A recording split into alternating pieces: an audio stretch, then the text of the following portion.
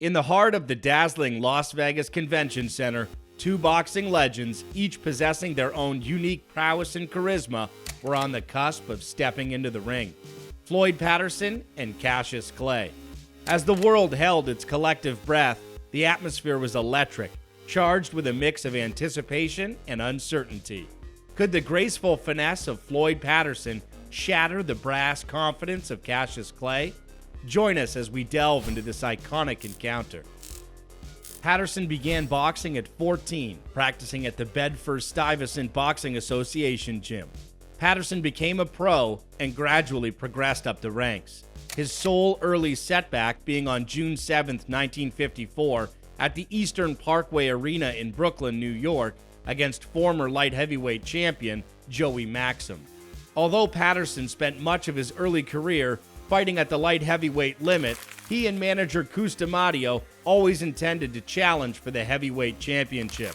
In reality, D'Amato revealed his ambitions to the press as early as 1954 when he stated that Patterson was gunning for the heavyweight crown.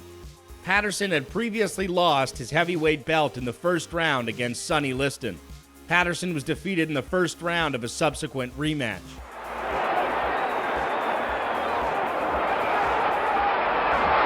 Now that final combination, the left, the grazing right, and then a solid left.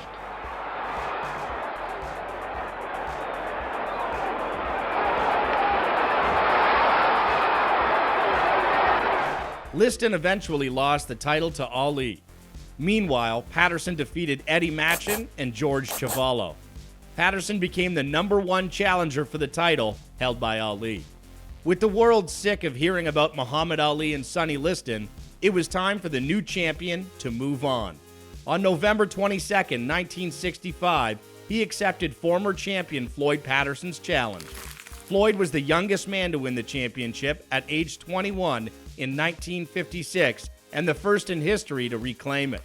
But conquering Ali would restore some of his pride after his defeats against Liston. Patterson first encountered Ali, then Cassius Clay, in 1960, when the young man was on his way to Olympic gold. Clay yelled at the then champion, "I'm coming for you." That crash was staged 5 years later. Patterson had won 5 straight fights after the Liston thrashings, establishing he belonged among the best, with wins over Eddie Machin and George Chuvalo. And he's been keeping tabs on Ali's improvement, both inside and outside the ring. He was underwhelmed.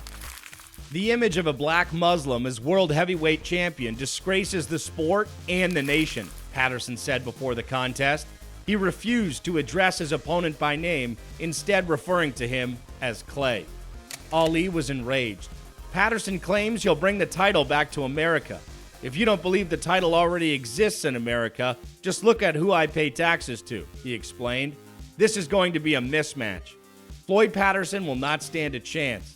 He's too small, sluggish, lacks reach, can't absorb a punch, doesn't hit hard, and lacks footwork. This is going to be a mismatch. I'll hit him 6 times for every miss he throws.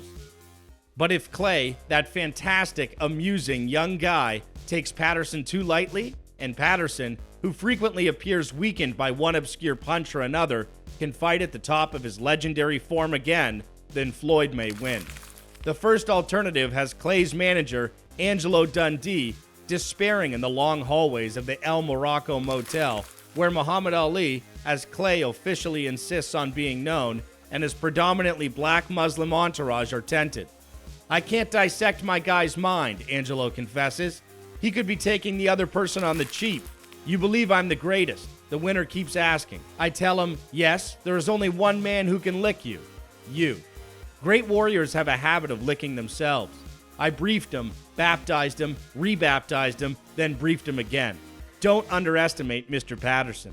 The other morning, Clay clarified these and related subjects dear to him.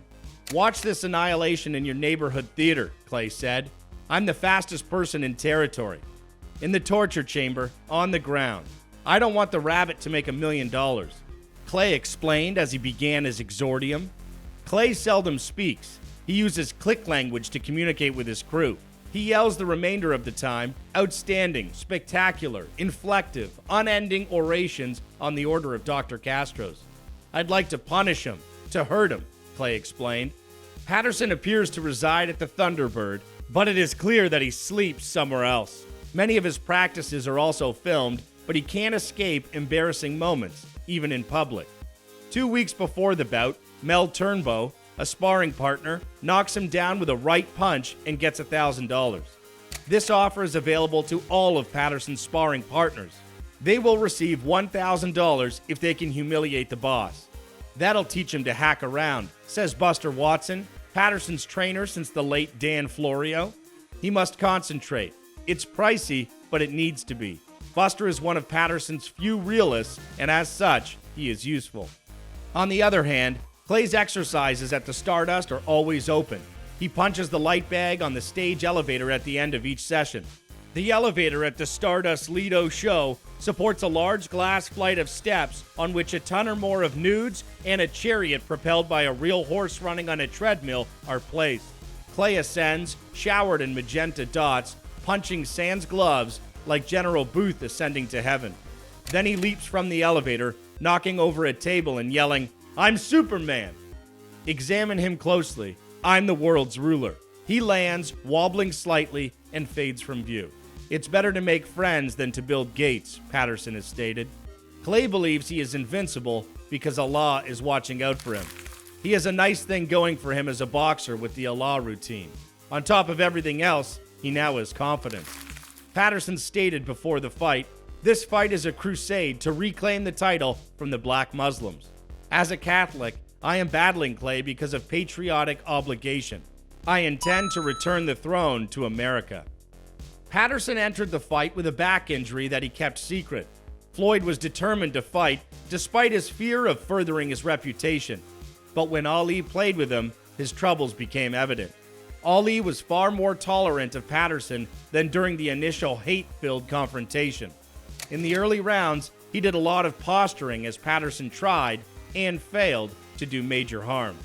The challenger's corner anxiously massaged his back between rounds and attempted to persuade him to retire. Ali went through the motions in round 6, nailing Patterson with a flurry of headshots. The battle was over in an instant. Patterson's left eye almost immediately closed, and Ali got to work. A searing 1-2 and a flush right uppercut were both noteworthy shots. Patterson, though, fought on after being knocked down in the 6th round. Ali kept his opponent at bay with the jab in the 7th round, and the eye damage worsened before the referee called an end to the carnage in the 12th. It's okay, I didn't get position. One of these guys recognises me. Can I get in, fellas?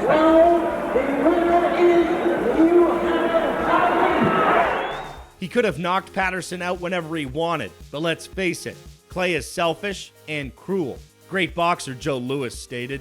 "Yes, I carried him for 6 rounds, Ali acknowledged. I'm going to show you some good boxing. You'd be the first to condemn me for torturing him. He has lovely children, and I wouldn't want to injure him for the sake of the show. I defeated him with my inventive and scientific abilities rather than hitting him too hard." Patterson continued to be a legitimate contender. He went to England in 1966 and knocked out British fighter Henry Cooper in 4 rounds at Wembley Stadium.